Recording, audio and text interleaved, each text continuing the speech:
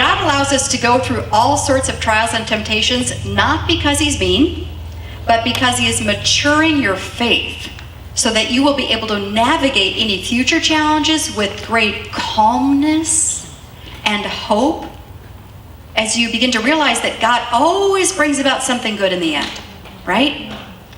So he's not just this mean guy if they're going like, that'll be kind of fun to watch, Erica squirm. I'm just going to see what happens when I just squeeze her. No, he's not like this mean God up there, right?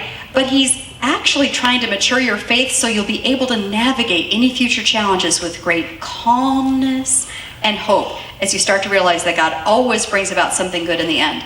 I find this in verses 3 and 4, where it says, "For you know that the testing of your faith produces steadfastness, and let steadfastness have its full effect, that you may be perfect and complete, lacking in nothing."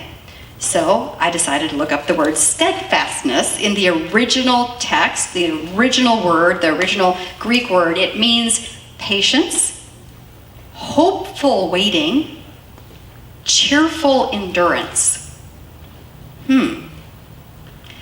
Also, interestingly, this exact same Greek word, steadfastness, is used in James chapter 5 to describe Job.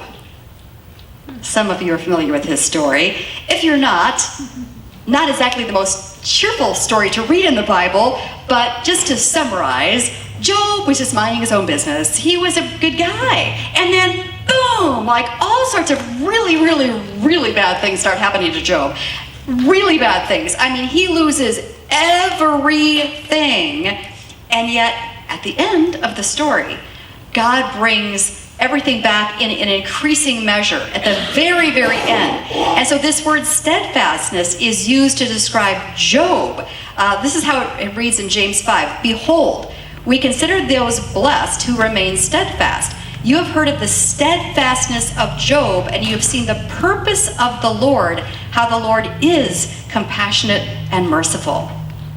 That's that patience. Wait for it. Wait for it, wait for it. Job had to wait a very long time. If it was me, Jobette or something, I probably would have not done very well, because after about day 2, I'd be like, I'd be freaking out in day 2. It was a lot more days for Job than just 2 days, right? I mean, he had to wait and wait, had that hopeful endurance, that hope, like, I trust the Lord, I trust the Lord, I trust the Lord, I'm going to wait for it, wait for it, wait for it. That's steadfastness.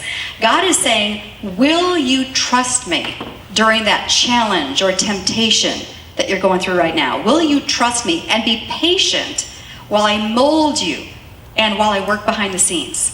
That's what he's asking you. Will you trust me? Will you be patient? Will you wait for me? I'm doing something. I have a plan. I have a plan for you. The question is, during that trial or temptation, will we give up and yield to temptation and depression and unhealthy coping mechanisms?